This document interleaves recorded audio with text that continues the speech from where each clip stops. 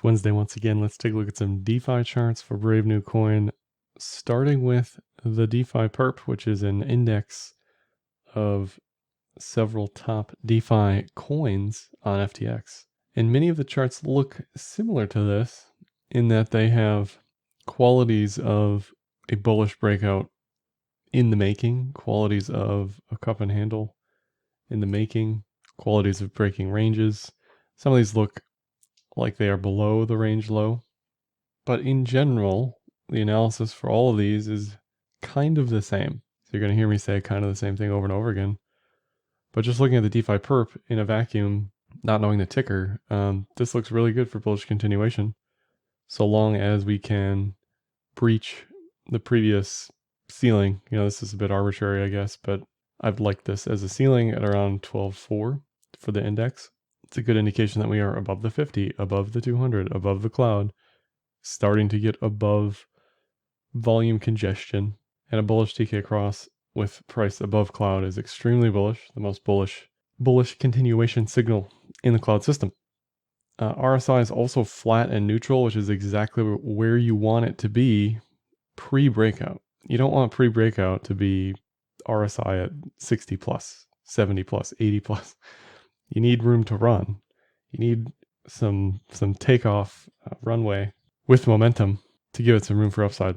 If we draw this as some sort of cup and handle, diagonal, not my favorite, diagonal cup and handle pattern, whatever, but it's not there. You know, it's certainly a cup, it's certainly a handle.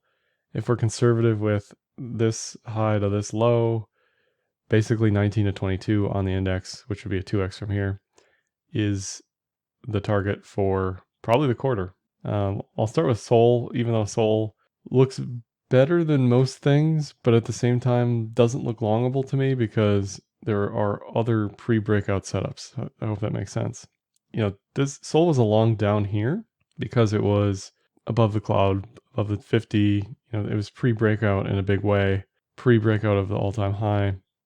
Up here, it is losing momentum. It's lacking momentum. So it's not bearish by any means. It's just there are better trades with pre-momentum setups that to me is a better place to put capital. You know, that's all it comes down to. AVEX had this rising wedge that's breaking down. You know, this was the fear for this early on. I don't know the math on crypto rising wedges, but a lot of crypto rising wedges actually break up. The expectation for me generally is that rising wedges always break down. There's also now a head and shoulders here, diagonal low time frame on AVEX. So this doesn't look bearish, but there's just stuff that hasn't moved yet, right? So it just makes more sense to me to wait to play any of the stuff I'm about to show you than to sit in AVEX and SOL and hope for more. AAVE is on the bearish side of the cloud below the 200.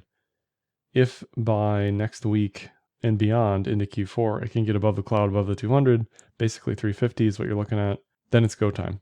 Then I like a retest of 430, a retest of 450, a retest of 500. All that's definitely on the table. If this can get above the 200, above the cloud, Maker, same thing. Needs to get above the 200, needs to get above the cloud. It has its first death cross yesterday or the day before. So 3K would be the level that needs to get above. SNX, same thing, needs to get above the cloud, above the 200. Currently, that's 1150. And all these are very sloppy cup and handles, right? They're below the 50% retracement, or they don't look like a cup and handle, you know, but we're getting a lower or a higher low. So, you know, it's probably not valid to call it a cup and handle, but if anything, watch the trend. If we're above the 200, above the cloud, I mean, that's all you need. Comp has been absolute devastation since the failed all bullish stuff that should have broken out but didn't. And then most recently they had, I don't know if to call it a hack or an exploit, but they had a dilution of tokens, let's just say. So that's going to probably affect them in the bull market. Comp would need to get above 390 for me to get bullish on this again, based on the cloud and the 200 into October, November. I want to talk about MIM Spell a little bit. So MIM is the stablecoin, Spell is the governance token, I guess. I don't actually know. I should know, but I don't. They're coming after DAI in a big way, Maker in a big way. TVL is exploding, and the chart looks absolutely bonkers against ETH. This is on Sushi. It has just been mega mooning since September. I wasn't following this close enough to talk about it, but there definitely was this triple bottom thing, right?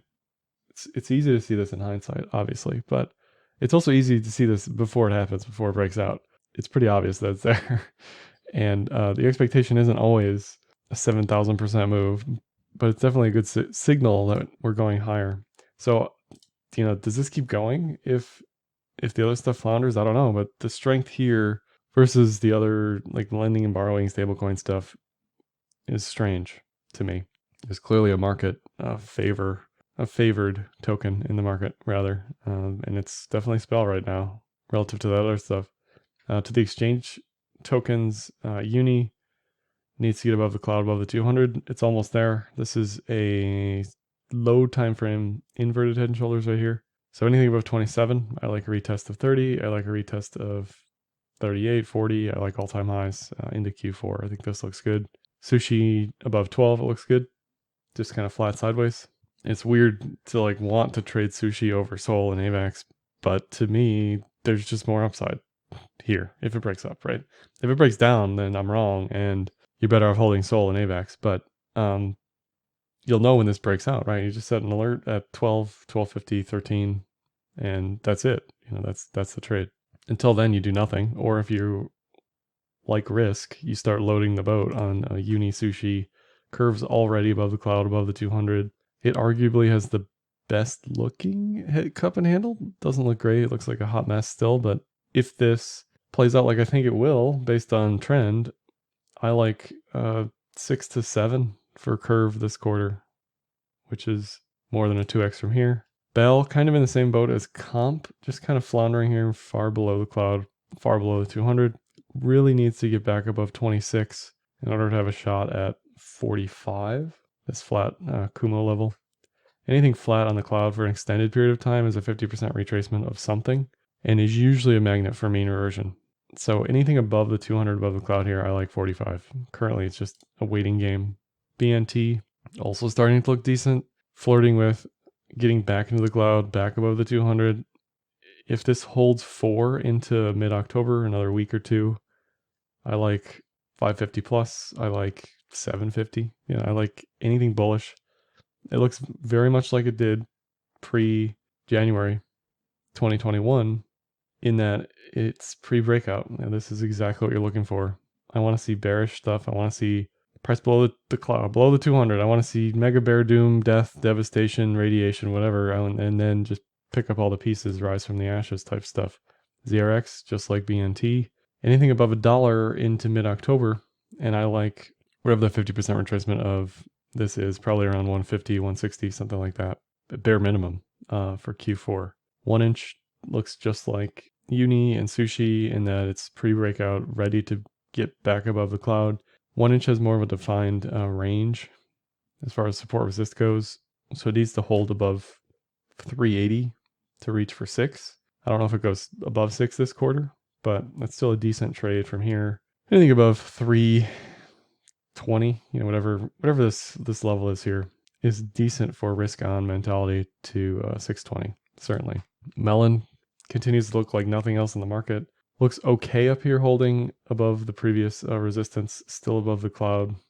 It's got some super wonky TK stuff because price went to like 210 on a wick, but it's still above the 200. It's still above the cloud, still above diagonal support, and still above previous horizontal resistance. 120 is going to be the key level to hold into October, November, but I still like this thing for bullish continuation.